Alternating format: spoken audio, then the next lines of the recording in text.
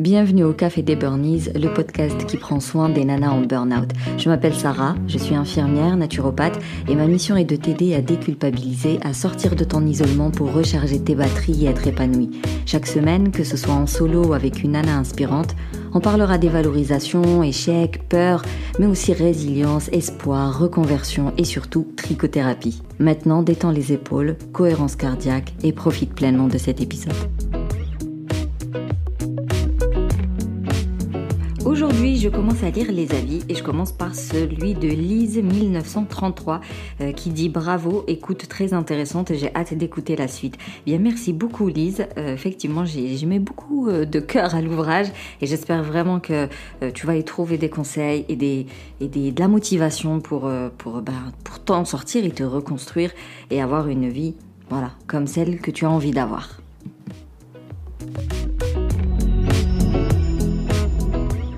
Qui n'a pas déjà entendu des phrases du style « Oh mais pour un rien du tout, aujourd'hui on est en burn-out, dès que t'es fatigué t'es en burn-out, mon Dieu il y a que des burn-out autour de moi, non mais c'est trop un phénomène de mode ». En gros, pour celle qui est en burn-out, elle est déjà mal dans sa peau et là c'est de quoi lui donner le coup de grâce et on comprend beaucoup mieux pourquoi les gens n'osent pas dire qu'ils sont en burn-out. Alors qu'en vérité, c'est comme si tu me disais « Oui, le cancer du sein est un phénomène de mode ». Je ne pense pas. Par contre, quand tu réfléchis un peu, tu te dis tout simplement qu'il y a des recherches qui se sont penchées dessus, qu'il y a eu des protocoles de prévention en route, qu'il y a des campagnes annuelles, que dans les établissements de santé sanitaire et sociale, il y a toujours une affiche qui te rappelle « N'oublie pas de passer ta mammographie », que dans les entreprises, qu'elles soient privées ou publiques, qu'importe la thématique, s'ils sont sensibles un peu au sujet, ils te le rappellent quand même. Donc voilà, il y a toute une campagne de sensibilisation, donc il y a plus de gens qui vont au dépistage, donc il y a plus de gens qui sont diagnostiqués. C'est aussi simple que ça. Alors, peut-être pas aussi simple que ça. On peut aussi lier à l'alimentation, aux perturbateurs endocriniens, c'est un autre débat. Mais il n'empêche que le fait de sensibiliser, dépister, forcément, il y a plus de diagnostiqués et plus tôt, et j'ai envie de dire heureusement. Donc, pour le burn-out, c'est la même chose. Il y a des gens qui se sont penchés sur le sujet pour l'étudier, le pourquoi du comment, parce qu'en vérité, ça coûte trop de sous à l'État et à l'entreprise. Ça, c'est mon avis. Mais au moins, ça les a poussés à faire des études, des recherches et avoir des résultats et mettre en place de nouvelles choses. Alors on est bien d'accord, tout le monde ne le fait pas, mais il y a des choses qui se font. Et donc la médecine du travail et les médecins traitants sont sensibilisés à ce sujet-là, le repèrent aujourd'hui et surtout, mais le considèrent et le prennent en compte, sachant que c'est quelque chose qui touche quand même plus la femme, qui est déjà... Comment te dire, dans une société patriarcale, elle est considérée comme le sexe faible, comme fragile, comme petite nature et compagnie. Donc limite, avant, quand elle pouvait se plaindre, si elle pouvait se plaindre, tout de suite, elle était cataloguée comme faible. Aujourd'hui, on peut considérer la personne comme étant en surmenage, étant donné que la Haute Autorité de Santé décrit l'ensemble de ces symptômes comme un syndrome d'épuisement lié au travail. C'est quelque chose, certes, c'est pas encore considéré comme une maladie, mais ça reste quand même un pas en avant. Qui sait, peut-être que dans 10 piges, sera considéré comme une maladie. Mais en tout cas, pour l'instant, le fait que tout le monde en parle, le fait qu'il y ait des livres, des émissions, des coachs, qui est plein de programmes autour du burn-out, mais c'est super bien, heureusement. C'est toujours mieux que de vivre dans une époque où la fatigue mentale n'est pas du tout considérée et où t'as pas le droit de te plaindre, où tu travailles, tu subis et tu fermes ta bouche. Enfin, moi je comprends pas pourquoi les gens veulent toujours se comparer à avant. Avant c'était beaucoup plus dur. Oui. Avant, très avant là, bien avant, il y avait même l'esclavagisme. Est-ce qu'on va se comparer à ça? Je pige pas. Aujourd'hui, on a certains acquis sociaux qui sont en train de disparaître année après année. Donc profitons-en tant qu'ils sont encore là. Et oui, tu as le droit de te dire que tu es fatigué, que tu n'en peux plus et d'aller voir ton médecin traitant pour lui dire je n'arrive pas à vivre mon quotidien, je le subis. Il n'y a pas de honte à ça. Et s'il y en a plein partout, ça veut dire tout simplement qu'il y a un gros problème dans cette société. Ce n'est pas l'individu qui est fatigué qui est un problème, c'est l'environnement qui le rend fatigué et qui est problématique. Du coup, la raison des burn-out un peu qui explosent, c'est tout simplement le fait de se sentir remplaçable aujourd'hui. Tout le monde a peur de perdre son travail. Tout le monde n'ose pas mettre en péril son travail. Si t'as suivi l'étude, je pense qu'il y a 2 ans, si je dis pas de bêtises, le français est plus pessimiste qu'en Afghanistan. C'est quand même chose à maman. Je sais pas si t'arrives à voir un peu dans quel état est le pays, l'Afghanistan. Donc, 2 Français sur 3 ont peur de finir sans abri. C'est pour dire la peur, en fait, de perdre son boulot. Donc, bien évidemment que tu vas subir et résister jusqu'à ce que ton corps ne puisse plus. Dans une société où, pareil, le matérialisme, il faut acheter une maison, faut acheter une voiture, faut acheter la dernière télé, faut avoir la dernière Play pour son fils. Bref, t'as envie de faire plaisir à tes gosses. Tu te dis, je ne peux pas faire le rebelle, perdre mon taf, ne pas en trouver. Comment je vais faire pour vivre dans une société où pour être bien vu, il faut avoir plein de choses. Donc si tu subis ce regard-là, il est normal que tu te donnes à fond pour garder ton statut. Et ça ne veut pas dire que tu es mauvais, hein, bien évidemment que non. Il faut juste savoir que c'est peut-être ça une des sources de ta résistance qui sert à rien. Donc il faudrait peut-être travailler là-dessus. Je te donne des pistes, attention, hein, on n'est pas là pour se juger. Il y a le rendement aussi. On est dans une société où il faut toujours plus, faut toujours aller plus vite, pour avoir plus, pour travailler plus, pour avoir plus d'argent, pour se distinguer. Et d'ailleurs, le travail, il a changé en fait de forme. C'est que maintenant, il est dans ton téléphone, il est dans ton ordinateur, tu lis tes mails matin, midi et soir, tu réponds aux messages matin, midi et soir, tes dossiers, ils sont partout, parce que tu les embarques du coup avec toi en vacances, en week-end. Voilà, on travaille pas du tout de la même façon.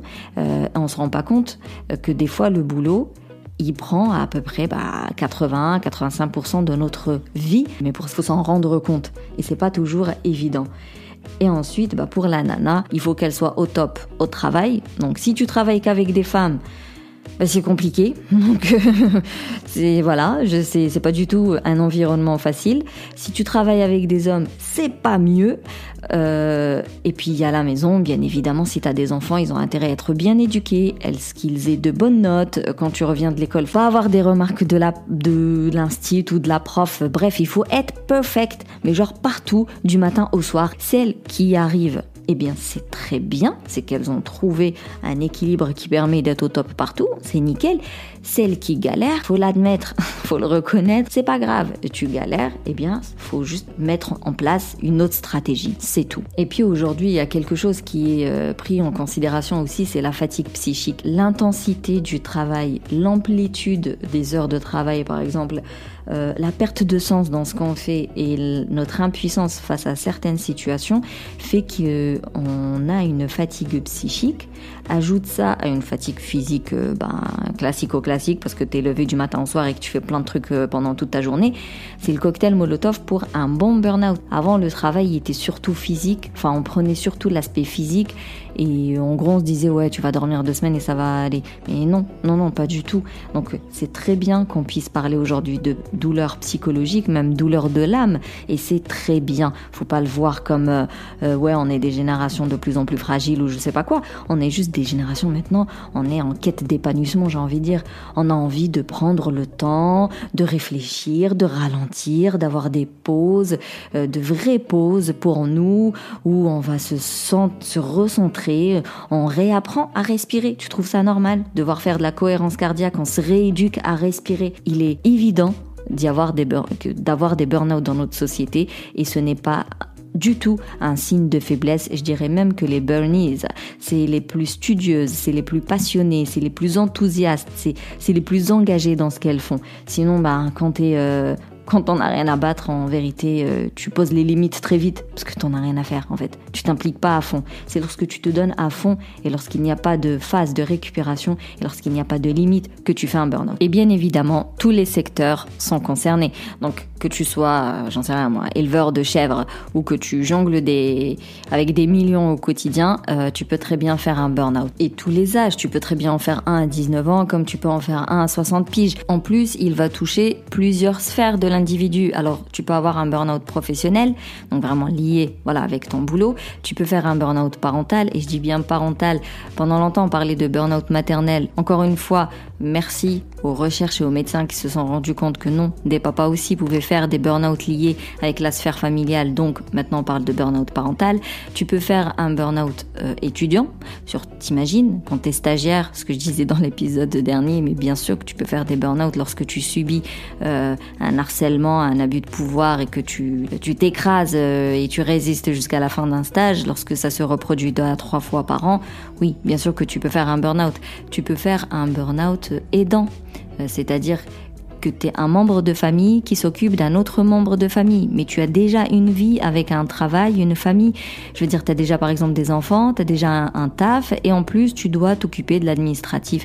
Je sais pas moi, on va dire d'un papa malade, et des fois tu dois même faire le soin lorsque il y a des petits couacs dans l'organisation. Mais tu verras que je parlerai beaucoup de burn-out multifactoriel, même si le déclencheur de stress va venir d'un endroit bien précis. Il va perdurer dans le temps, on est d'accord, je le dirai 15 000 fois, c'est le fait qu'il perdure dans le temps et qu'il n'y ait pas de phase de récupération, que ça aura des conséquences sur ton état physique, psychologique, et du coup ça va contaminer toutes tes autres sphères parce que c'est ta relation avec les autres sphères qui va se détériorer.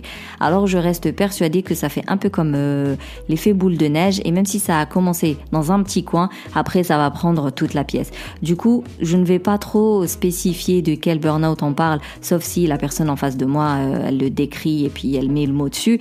Mais moi je parlerai beaucoup plus de burn-out tout court, voire de burn-out multifactoriel, car il va y avoir autant de burn-out que de burn-in, dans le sens où même si on parle d'un portrait robot, même si on donne des phases, même si on donne des signes d'alarme et tout ça, n'empêche que chaque individu vit et ressent un burn-out différent. Après, tu as des nuances entre le burn-out qui est vraiment le syndrome d'épuisement lié à une charge de travail, et là on va mettre tous les salariés par exemple, ou alors les parents qui sont en surmenage parce qu'il y a trop de trucs à faire et ils n'ont plus les ressources pour y faire face. Mais ça peut être aussi une sous-charge de boulot, c'est-à-dire que tu es dans un métier qui n'exploite pas tout ton intellect et tes compétences, et donc en gros tu te fais chier en fait.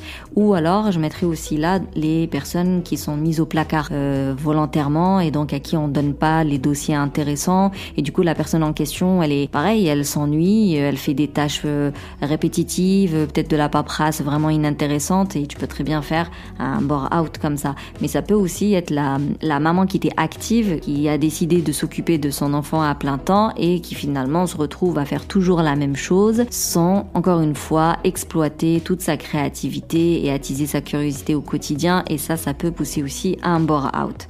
Et ensuite, t'as le brown-out qui est plutôt lié à la perte de sens.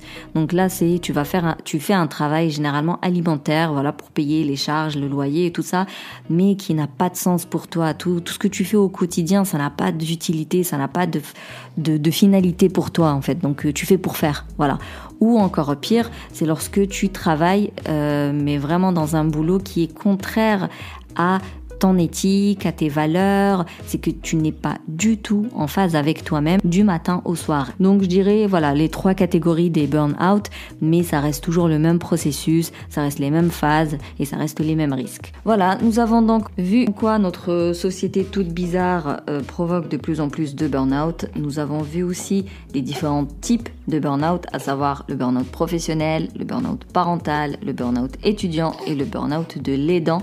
Et puis nous avons vu les 3 formes du burn-out, à savoir le burn-out, le brown-out ou le bore-out. Et comme je t'ai dit, ça reste quand même, même s'il y a des subtilités dans les 3 formes de burn-out, ça reste le même processus, les mêmes étapes, les mêmes phases. Raison pour laquelle il ne faut pas négliger une forme de burn-out par rapport à une autre. Il ne faut pas se dire oui parce que c'est juste de l'ennui, donc ce n'est pas très grave. Non, si tu vois que la qualité de vie est en dégringolade, si tu vois que tu ne prends aucun plaisir et que voilà, tu subis ton quotidien au lieu de le vivre, c'est trop dommage de perdre une partie de sa vie à être mal dans sa peau et dans sa tête. Donc voilà, faut arrêter de tourner en rond et puis tu prends soin de toi, tu fais de toi ta priorité et agir. Merci plus pour ton écoute. Si tu veux soutenir le Café des Burnies, tu peux me laisser un avis. Dis-moi ce que tu en as pensé de cet épisode. Laisse-moi 5 étoiles sur la plateforme de ton écoute. Si tu veux qu'on parle de ta situation et voir ce que tu peux mettre en place, réserve ta séance découverte et surtout partage le podcast avec une personne qui pourrait en avoir besoin. On se capte sur Instagram pour le live hebdomadaire. Tu pourras me poser toutes tes questions et la semaine prochaine, j'ai invité 2 nanas qui vont te parler alignement, ça va envoyer du lourd sincèrement. Et d'ici là surtout, n'oublie pas de booster ton feeling good.